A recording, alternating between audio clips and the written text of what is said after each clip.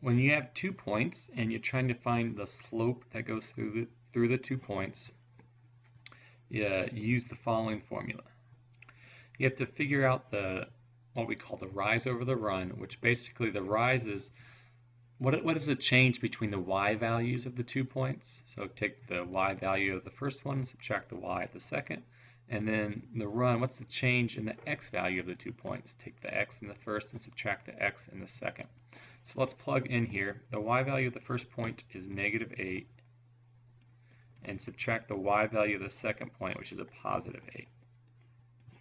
And then the x value of the first point is a -10, and the x value of the second is a 6. And here you'll get -8 minus 8, -16, and -10 minus 6 more is also -16. So your two negatives cancel out. You're going to have a positive, and 16 over 16 is 1. So the slope between those 2 points would just be 1. The main mistake students make, if they make a mistake, make sure you're always starting with the same point. So if you use this point's y value first, the -8, make sure you use that point's x value first too. So I use -8 first and -10 first. From the same point you have to start with and subtract the other point.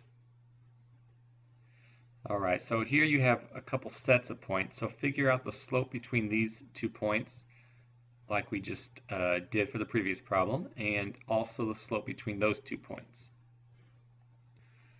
And I've gone ahead and done the math for both of those. So subtract the y, subtract the x's from the first 2 points, you get -1/4. And subtracting the y's on top, x's on bottom from that second pair of points, you'll get a +4. The negatives cancel out, a +4. So you got 4 choices here. Perpendicular lines, that's the answer here. Their slopes will be the opposite of each other in sign, so one negative and one positive, and then one of them will be the reciprocal is the official word for it. So basically if one of them is 4, the other one is you flip that over and put the 4 on the bottom and have 1/4.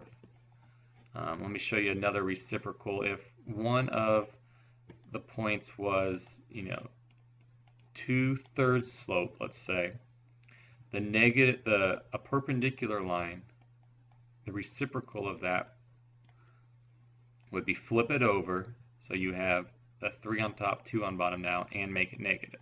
So if one line had this slope and one line had that slope, they would be perpendicular. If one line had slope of 6, the other line would have slope of -1/6. Those would be perpendicular. Okay, so the negative reciprocal gives you that perpendicular, that's the answer. If the slopes were exactly the same, so if this came out to 4 and that came out to 4, it's parallel. Same slope means you're parallel, and otherwise it's neither. You should be able to determine, as long as you figure out the slope for both of them, you're either going to be parallel, perpendicular, or neither. This next question is kind of a two-parter. You have to first take this and write it in slope-intercept form, and then just identify what is the slope and what is the y-intercept. So slope-intercept form is when you write it with the y all by itself on the left side, and then the other side will look like mx plus b, where the number in front of x, we call it m, and it's going to be the slope, and then there'll be some number added on to x, and we call it b, and b is always the y-intercept. So what we had was 7x minus 7y equals 1. We want to get y all by itself. Start by subtracting the 7x from both sides. So if you minus 7x over here, they'll cancel out. And on the other side, we're going to minus 7x as well. So you'll have -7y equals, and I'm going to slide the minus 7x in front of the +1, just so it looks similar to this, where the x comes first and then there's the number afterwards. So we're minusing 7x on the right side, and it's showing up right there in front of the 1. Now we need y all by itself to have it in slope-intercept form, which means we need to divide by a -7. So when you divide by a -7, that's going to cancel out the -7 there. And then on this side, and make sure you pay attention, this is a common mistake, make sure you divide everything by a -7 over here. So that term and that term. So what you're going to be left with is just the y equals -7 divided by -7. It's going to just equal 1. And I'll go ahead and write that 1. You don't have to write a 1 when it's multiplied by x, but I'm going to go ahead and write it. So 1 times x, go ahead and erase that. It's going to be -1/7. Because 1 divided by a -7 will make that a -1/7. So this is supposed to be a multiplication symbol. This is 1 times x. Okay. So now we have slope-intercept form. So we're looking for y equals 1 times x minus 1/7. So it looks like it's one of these first two, x minus 1/7, x minus 1/7, that's what we want. And then identify the slope in the y-intercept. The slope is the number right here in front of x, so our slope is 1. The slope is 1. And the y-intercept is whatever number is added on, and the -1/7 is added on. So we're looking for the y value to be -1/7, and it's a little hard to see here on the screen, but that's a -1/7. That's kind of looks like the fraction bleeds together there, but it's supposed to be -1/7. There is a gap there. So yeah, this is the y-intercept, and that's the slope. And you can see that all quickly once you write it in this form. The y equals mx plus b. You just look at the two numbers, and you have slope, y-intercept. All right, so this is select the graph that represents the pair of lines. I'm going to graph both of these. So kind of what we just talked about. Let's look at the y-intercepts first. Both of these graphs have a y-intercept of 4. So both of these lines should cross the y-axis at the point 4. So notice the numbers go up by 2, starting at 0, 0 in the middle. It goes 2, 4. This is where y-axis of 4. So both lines should be crossing right there. So it's not A,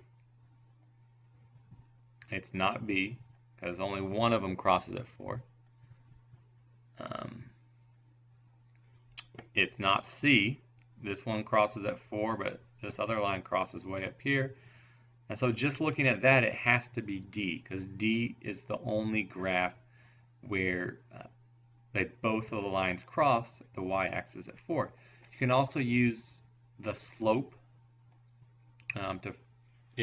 if maybe there was two pictures that both had them crossing at 4, the slope would help you further pick the correct one. One of the lines has a slope of 9, and the other has a slope of a -1/2. Sorry, not 1/2, -1/9. So like starting from here, -1/9 means when I go down 1, I should go to the right 9. So 1, 2, 3, 4, 5, 6, 7, 8, 9. And it's a little hard to count with all the hash marks, but yeah, that looks like a slope of -1/9 and a slope of +1/9.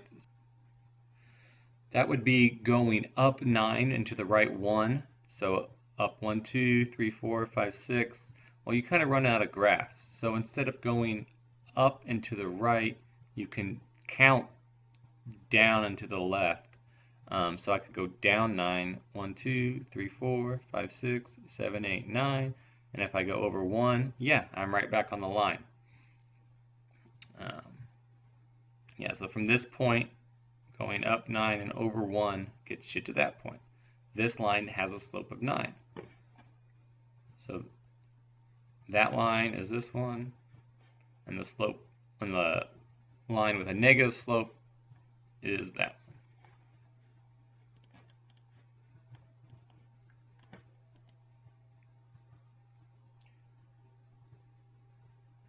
All right, so this wants you to rewrite this in standard form and make sure that whatever number's in front of x is positive.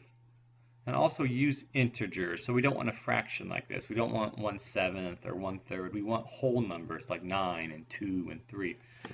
So standard form written out in symbols looks like this. Basically, you have the x and the y on the left side, and then the plain number by itself is on the right side. So y equals 1/7 x plus 9. We have to get the x and the y onto the left side over here. So let's subtract 1/7 x from both sides. And over here it just cancels out. And I'm going to put the x in front because x comes before y in the alphabet. That's a good way to remember it. So minus 1/7 x plus y equals 9. So we're in standard form here. X and the y are on the left, the numbers on the right. What we want though is to get rid of the fraction. So if we multiply everything by -7, and make sure you do everything. -7 on top times the -7, those are just going to cancel. Multiply by -7 here, multiply by -7 there. And you're just going to have x minus 7y equals 63. And it's that one right here. And looking at this, you can actually tell C and D are wrong because it wanted x to have a positive coefficient, a positive number in front of x is what that means. So it can't be C or D because those have negative numbers in front of x, -1. So yeah, if you would have just multiplied by a +7 here, you would have had -x plus 7y equals, oh man, I'm sorry, I caught my error here. It's -7 times 9 is -63. Sorry if I was confusing there. But multiplying by, sorry, where I was if you would have multiplied by a +7, yeah, it cancels out your fraction, and you end up with a +63.